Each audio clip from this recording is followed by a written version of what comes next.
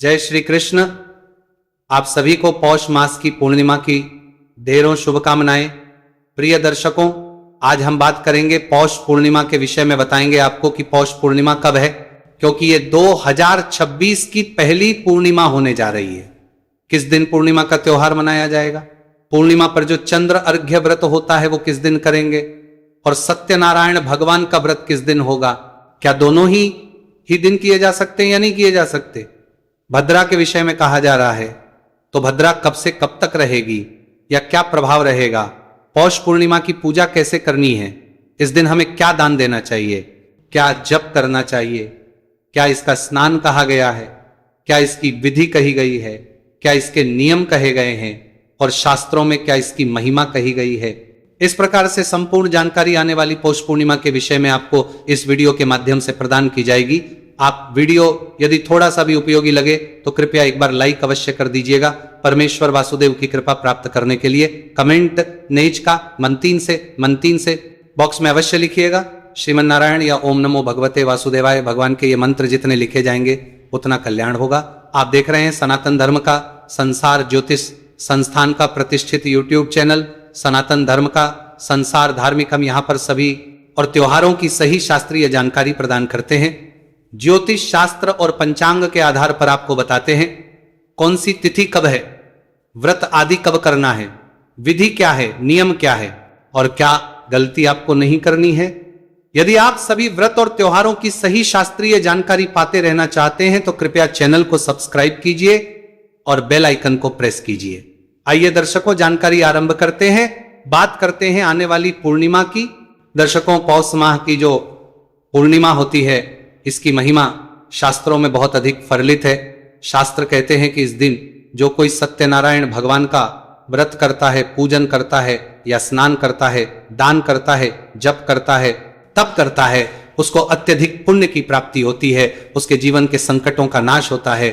भगवान सत्यनारायण और भगवान विष्णु के आशीर्वाद से उसके जीवन में खुशियों का आगमन होता है। पौष पूर्णिमा का स्नान आपको कहां करना चाहिए? पौष पूर्णिमा के स्नान के लिए यदि संभव है तो आप गंगा जी पे जाइए। पौष पूर्णिमा पर गंगा स्नान की बड़ी महिमा है। गंगा स्नान करें, वहीं पे दान करें। जो गंगा स्नान नहीं जा पा रहे हैं वो क्या करें? जो गंगा स्नान नहीं जा पा रहे हैं वो घर में रहकर ही गंगा स्नान फल प्राप्त कीजिए। गंगा स्नान का फल प्राप्त करने के लिए या कहें कि उत्तम स्नान की प्राप्ति के लिए जो आपका नहाने का पात्र आपने बना रखा है, बाल्टी आदि जिसमें आप नहाने का जल भरते हैं, उसको पहले साफ कीजिए। फिर उसमें थोड़ा सा गंगा जल भरिए, चाहे 2 बूंद गंगा जल ही डालिए। पहले गंगा जल डालिए, फिर उसमें शुद्ध जल डालिए। तदोपरांत हर हर गंगे बोलते हुए उसमें स्नान कर लीजिए। यह स्नान बहुत कल्याणकारी स्नान होगा। स्नान के बाद स्वच्छ वस्त्र धारण करके आपके जो प्रतिदिन की पूजा है मंदिर की उसको कीजिए, साफ सफाई कीजिए मंदिर की, भगवान को स्नान आदि करा के। और जो प्रतिदिन का महत्व है इसको सुनिए, ध्यान दीजिएगा। इसी दिन से माघ स्नान शुरू होने जा रहा है और माघ स्नान की महिमा बहुत अधिक है। आप जानते हैं वैशाख स्नान, माघ स्नान, कार्तिक स्नान, ये ऐसे महीने हैं जिनके स्नान से ही मनुष्य तर जाता है। तो माघ शुरू होने जा रहा है, इसलिए स्नान कब करेंगे? सूर्योदय से पहले। और माघ स्नान के साथ माघ महत्व में सुनना न भूलिएगा। आप हमारे चैनल पर अगर जुड़े हुए हैं तो आप जानते हैं कि हम वो महत्व में सुनाते हैं जो पुस्तकों में वर्णित हैं, जो पुराणों में वर्णित हैं। हम 4 कथाएं जोड़ के महत्व में नहीं सुनाते हैं, क्योंकि हमारी 4 पीढ़ियां ऐसी पांडित्य कर्म में बीती हैं। इसीलिए हमारे पास वो सैकड़ों साल पुरानी पुस्तकें, पुराण उपलब्ध हैं जिनमें वो मेन वर्णित हैं। इसीलिए हम केवल पुराणों में वर्णित सही में ही आपको सुनाते हैं, तो उनका श्रवण कीजिएगा और अवश्य जुड़िएगा। माघ मास महात्म्य के साथ अभी पौष चल रहा है हमारे चैनल पर सुनाया जाने वाला सुनिए और फिर अन्य चैनलों पर सुनाई जाने वाली कथाएं सुनिए।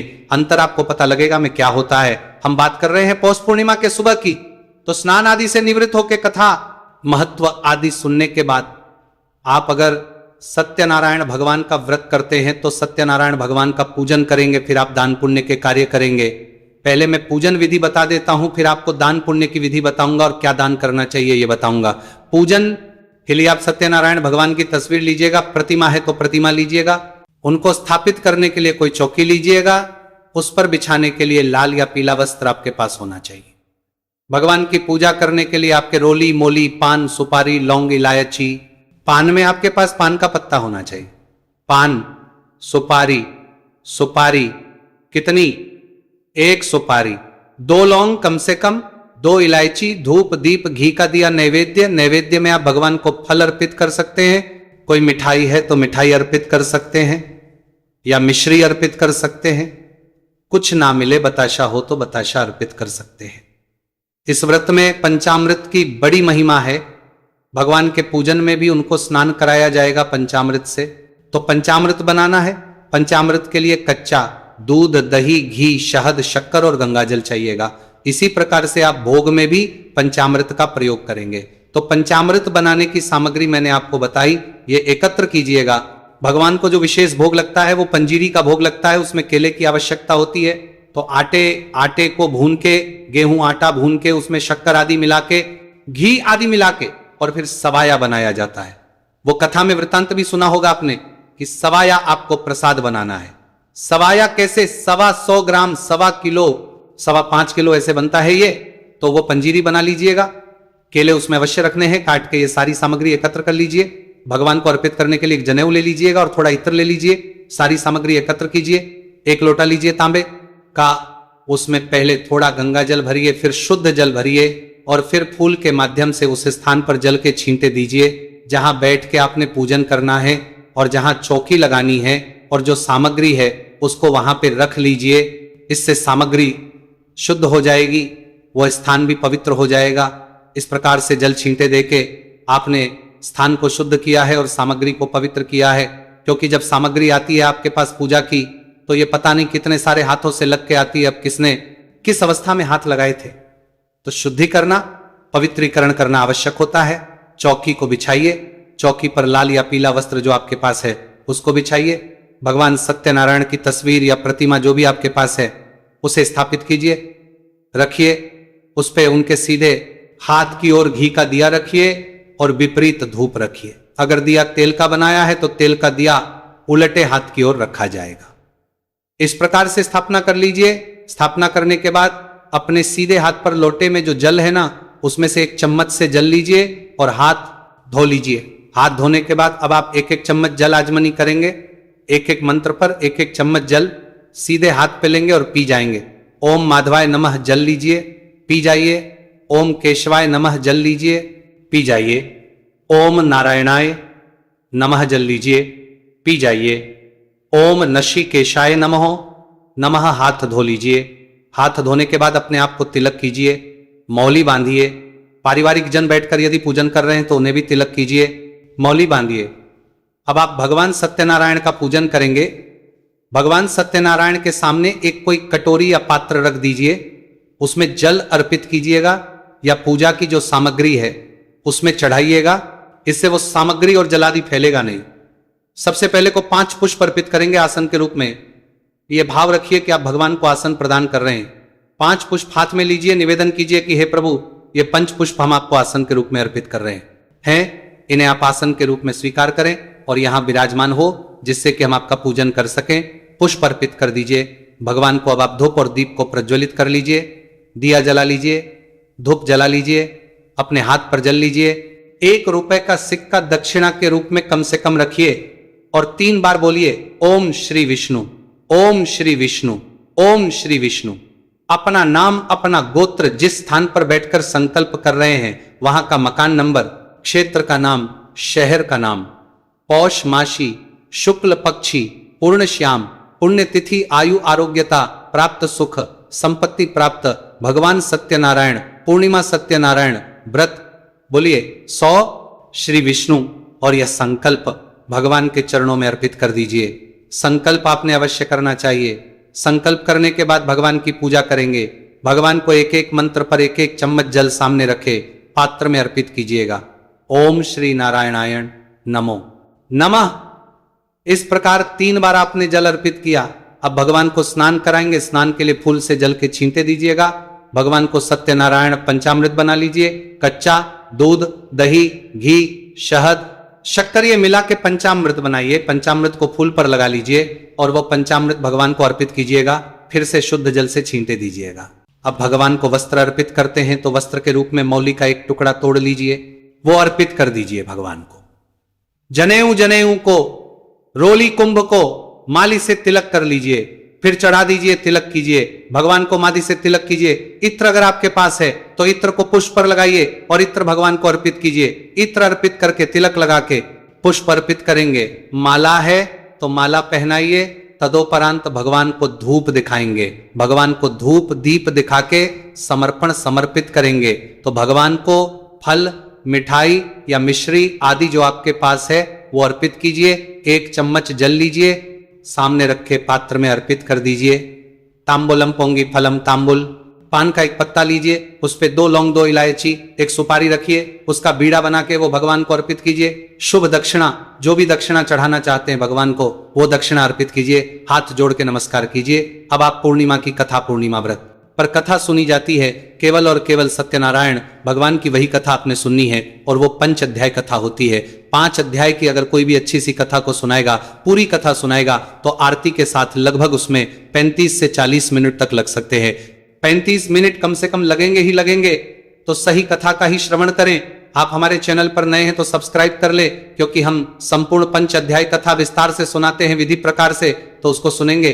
कथा के साथ हम आरती भी गाते हैं उसी में, तो इसके लिए आपको फिर कहीं कुछ और ढूंढना नहीं पड़ता। भगवान की आरती कीजिएगा। आरती करने के बाद आप भगवान को भोग लगाएंगे। भोग के लिए पंजीरी के लिए, और उसमें तुलसी दाल रखिए प्लेट में, भगवान के सामने थाली सजाइए, पर्दा कर दीजिए। अब मंत्र पढ़ते हैं, आप प्रार्थना कीजिए, हाथ जोड़ के थाली बजाइए। अगर घंटी है तो घंटी बजाइए और पर्दा हटा दीजिए। जलाजमणी कराएंगे, जल लीजिए, अश्मनी में थाली के चारों तरफ घुमाइए और छोड़ दीजिए। हाथ जोड़ के नमस्कार करके थाली उठा लीजिए। इस भोग प्रसाद को बाकी प्रसाद में मिला दीजिएगा। इस प्रकार से सत्यनारायण भगवान की आपने पूजा पूर्ण की है। अब हाथों में पुष्प लीजिए, भगवान नारायण से निवेदन कीजिए कि हे प्रभु सत्यनारायण भगवान, हमने आज आपकी है पूजा की, आपको स्थापित किया। इस पूजा में हमसे कोई गलती, कोई त्रुटि, कोई भूल हो गई हो तो उसे क्षमा कीजिएगा। प्रभु, हम अज्ञानी जीव हैं, आपके बालक नादान हैं। हमारी जाने अनजाने की गलतियों को क्षमा करते हुए दया का आशीर्वाद प्रदान कीजिएगा। आपको अर्पित करने के लिए हमारे पास कुछ नहीं है, तन मन धन सब कुछ आप ही का है। हमारे पास केवल क्या है? परमेश्वर, ये पत्र पुष्प की भेंट है प्रभु, इसको स्वीकार कीजिए। पुष्प भगवान अर्पित कर दीजिए। पुरुष जन जो है दंडवत प्रणाम कीजिए। माताएं सर झुका के हाथ जोड़ के नमस्कार कीजिए। इसके बाद आप प्रसाद बाकी सभी पारिवारिक जनों को वितरित कीजिए। फिर आपने दान देना है।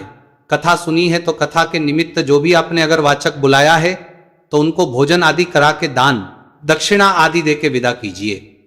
और कथा आदि की दक्षिणा करने के बाद आप किसी गरीब की सहायता कर सकते हैं, कंबल दान कर सकते हैं, गर्म कपड़े दान कर सकते हैं, ब्राह्मण को दान कर सकते हैं। ब्राह्मण को भोजन ना करा पाए तो मंदिर में भोजन सामग्री दान कर सकते हैं। इस दिन आप गीता 7वें अध्याय को सुन के विधि पूर्वक उसका पुण्य अपने पितृ को अर्पित कर सकते हैं। यह भी पितृ कर्म है जो बड़ा ही कल्याणकारी है, क्योंकि पूर्णिमा पर पितृ कर्म करने से भी कल्याण की प्राप्ति होती है। तो गीता का 7वां अध्याय हम अपलोड करते हैं आपके लिए, उसको सुनिए। उसमें विधि बताई जाती है, उसके अनुसार वह तर्पण आदि कीजिए। इससे आपके पितृ तृप्त होंगे और सायंकाल को फिर आप अपना व्रत खोल सकते हैं। चंद्र अर्घ्या व्रत जो करते हैं वो चंद्रमा को अर्घ्य देंगे और चंद्रमा को अर्घ्य देने के बाद व्रत खोलेंगे। बात करते हैं कि ये पूर्णिमा का व्रत किया कब जाएगा।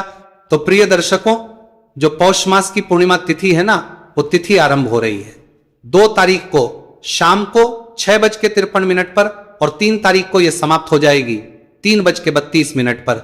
ऐसे में सूर्य के मुख से पूर्णिमा रहेगी 3 जनवरी को।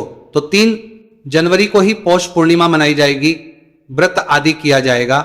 सभी व्रत 3 को ही होंगे, क्योंकि चंद्रोदय की अगर हम बात करें तो चंद्रोदय पूर्णिमा में किसी भी दिन नहीं हो रहा है। 2 तारीख को पहले उदित हो जाएगा, पूर्णिमा बाद में आ रही है, और 3 तारीख को चंद्र उदय से पहले ही पूर्णिमा समाप्त हो जा रही है। इसीलिए 3 तारीख को ही सूर्य के मुख से पूर्णिमा है और 3 तारीख को ही व्रत, पूजन, जप, तप, दान आदि करना उत्तम रहेगा।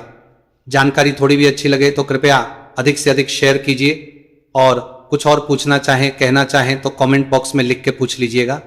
भगवान कृष्ण सब पर कृपा करें। हरे कृष्ण।